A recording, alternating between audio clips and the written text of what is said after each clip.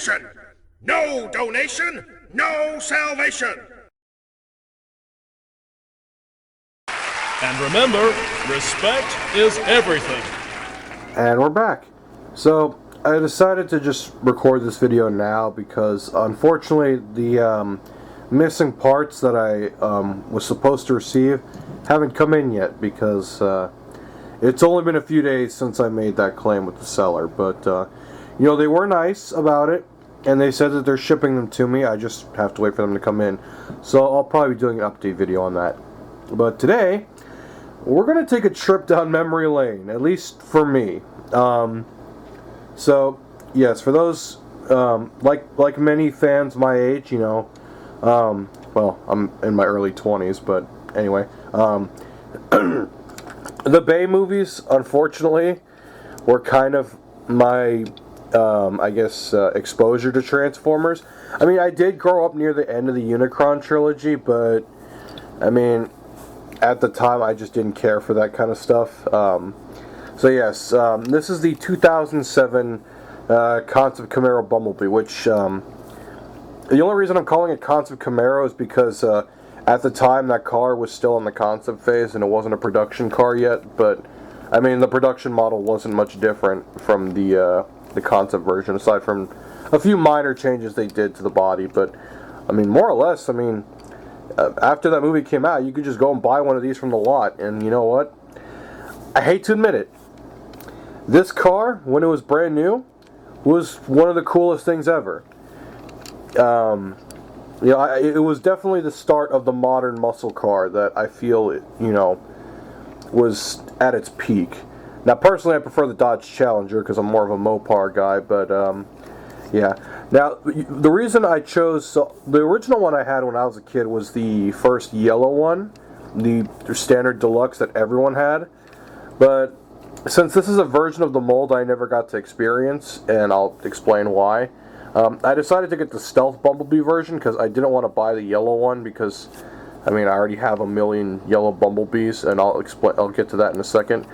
Not to mention, had I known this version had the battle mask, I would have bought two of these when I was a little kid, and then just swapped the heads out, because I remember how much I hated the original head on the first Deluxe, and how much better that battle mask looks, but, I didn't know. I mean, I was a dumbass kid. I was like 7 years old when that movie came out, and like I said, I do like the first movie. The first movie was alright. It was solid. It's the sequels that didn't sit very well with me, but like I said, I have a very bipolar love-hate relationship with those movies, because they did have their moments, but I mean, I feel they should have delivered so much more. But before we look at that figure, let's look at the first one they made, which was the 70s Camaro version, which, unfortunately, I mean, the car mode is beautiful. That car mode is perfect.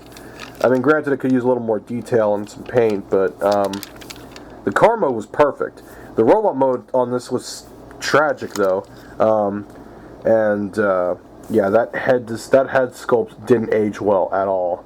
I wonder if I could swap it out with this one. That would be hilarious if I could. I don't think they're the same size. I might. Unfortunately, this one's busted, though, because the seller didn't realize that, you know, they sold me one with a busted thing. I did take the spring out, though, so it doesn't spring open, so it actually stays in place, because, believe it or not, those stupid automorph gimmicks didn't age well either. So I just took the spring out, and now it sits perfectly. Thankfully, my prayers were answered just many years later when they finally released the Studio Series version, which is a much needed improvement on that old one. The only thing is, you know, too soon, too late, but oh well. I mean, do kids even really play with toys anymore? It's more of a collector thing now. Well, I'll make this argument. They do still play with toys, they just outgrow them faster because of mobile technology, but again, they also did do, you know, the Concept Camaro version, which, I don't know, for some reason this one just doesn't sit right with me. I don't know what it is. Not to mention, I got a nasty crack on the windshield here, so I'm probably never transforming this again. At least, not for a long time. But that's what happens when you use clear plastic for these things. It doesn't, yeah, you can kind of see it there, but, and you know, in regards to, you know, answered prayers, I mean, They did do a nicer version of Barricade too, so, you know, we're not here to talk about Barricade though. This particular car mode, I don't know why, I feel like the original version just aged the best because as the years went by, I mean, granted the car mode didn't change too much because, I mean, well, here's a model car version of the production model. And, you know, granted the Camaro didn't change too much over the years, just some sharper lines in the front. And then obviously they did redo the taillights, which I think these look better because they look more closer to the original car from the 60s. But, you know, I think the car really peaked when they did the Z28 model. But again, that's just me just wanting to talk about cars. I could go on and on for hours about all that. But anyway, without further ado, let's get to the transformation. But before we do that, yes, I do have a black one too. Alright. Alright. So you're probably wondering what was missing on my copy that I had to contact the seller for, which, again, you know, I am thankful that they were nice enough to even answer, you know, my messages on that, and even willingly ship me the parts that were missing, but, here, first of all, let's get the weapon out. And I'm not gonna lie, looking back now, this weapon design, while simplistic, is still probably the best cannon, at least in my opinion. I don't know, I like this weapon a lot, and the fact that it can turn into a blade is kind of cool. I don't know, like, yeah, it doesn't shoot anything out, but I feel like the blade kind of makes up for that. Not to mention, I mean, it looks as close to his gun as it can get, but, anyway, there's that. Let's go ahead and, continue with the transformation. I know, I'm going off on a million tangents here, but that's how you know I was actually kind of excited for this video, since I had the time to prepare all that. So yeah, I am being a little more careful, because, you know, this is, an old toy now, but for as old as this toy is, you know, if you just ignore, you know, the movies and all that, as a mold by itself, it's still a pretty solid figure. I mean, even if you're not a fan of it, I mean, that's part of the reason I got the black version, the stealth Bumblebee version, to just kind of disassociate it from the rest of those movies. Even though, I mean, it is a movie figure. You kind of get what I'm going for. That and the black just looks really nice in car mode, if I haven't talked about that enough already. But, here, you're gonna see what's missing here. Oh, come on. Amazingly, he's still really tight. Oh, I forgot. You gotta pull the doors out. I mean, for its time, this was quite an advanced mold, which just really shows how much love this one got over the 70s Camaro version, which, I won't lie, is kind of messed up in its own way, because, you know, some people kind of prefer that one, because, you know, I'm kind of with them on that. You know, as I got older, my taste in automobiles matured, because I find myself leaning more towards older cars, because I just think they were just a lot more creatively, they were just more unique in regards to their aesthetic, whereas modern cars, they just tend to look the same after a few years, especially now, where, like, you know, literally every new year of a car, they'll maybe change the lights and, like, a few luxury options, and then that's as far as it goes. I'm trying really not to break this thing, because, again, I did pay quite a bit of money for this, so, you know, not too much, but more than I initially wanted to. But again, this is an old toy, so, you know, it's just something that kind of comes with the hobby.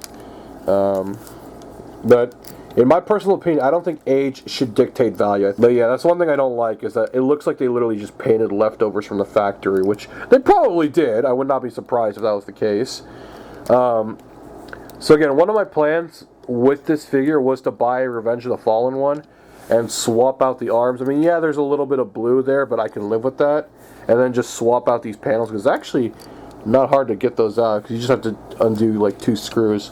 And I was going to put the yellow ones, because the reason I wanted to do that is because the head on the Revenge of the Fallen one was not really that much better, because it had those creepy eyes, if anyone remembers. And I just think that battle mask is such a good head mold. I think they should have just gone with that for the Revenge of the Fallen one, but I get it. They were trying to do something new, and it's fine. It's whatever. So he's more or less done. You know, by today's standard, this is very dated and it's not very accurate, but I mean, as a mold, he still holds up really nicely. It's just a fun desk figure. This is still probably my favorite Bumblebee mold. It's just a shame that the 70s Camaro version didn't get the same love. You can't also put the weapon in. I try to be carefully because this is why I hate weapons that have to friction in, because those thumbs I know for a fact would probably break at some point. Again, like I said, I prefer this weapon because, I mean, you still get the gun, but, you know, you get the sword too. Even though that was more of a video game thing, which is probably the reason they did that. But, I don't know. I think that worked fine. I don't know why they did that stupid cannon arm on the Revenge of the Fallen version, which I do plan to get one because I do want to swap the arms out and make like the ultimate like 07, 09 Deluxe Bumblebee, because I prefer the front end on that car mode more, at least like the bumper and stuff. And then I'm probably going to swap out that head too, just because the battle mask is really the best look for him in regards to these old Deluxes. But anyway, there's his feet. There's really not much else to look at in there. It's very clear the budget went more towards this one than the 70s Camaro version because, like I said, this, I guess we'll show them off real quickly. Now granted, this mold as an action figure is functional. It's just, I mean, look at those clown feet. Come on, that is ridiculous. Now again, this was 2007, so the technology was a lot more simplistic, but compared to that one, they could have done so much better with this one. It's obviously the budget went more towards that one, because if I remember correctly, like, they planned the figures ahead of time while they're making the movies or something.